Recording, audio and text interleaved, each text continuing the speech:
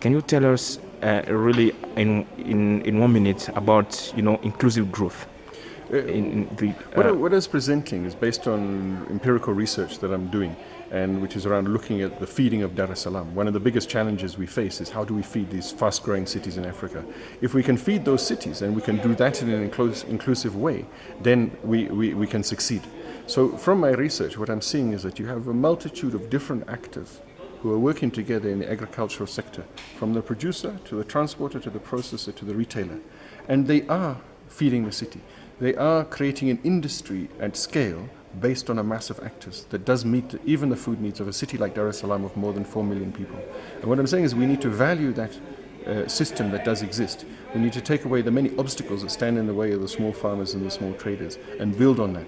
It can still grow, it can still improve. If we're going to invest, we need to be really not bringing in big investors. We don't need big transfers of land.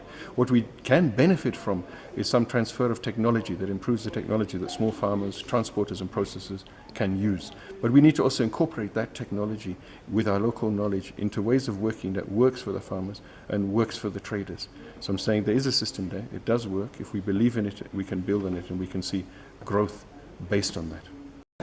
You attended the session on inclusive growth. What are your feelings? My feeling is that for any country to grow, there has to be inclusive growth.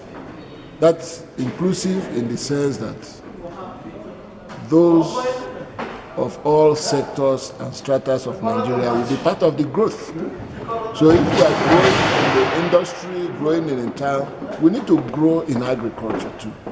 And in growing in agriculture, that is why I have the view that we must have to give attention to the rural area in terms of infrastructure, in terms of facilities, because the population of our farmers is aging. And to attract the children, the youth back home, they will need all the facilities that is there for their counterpart in the town. The children ought to tweet, they ought to go to Facebook.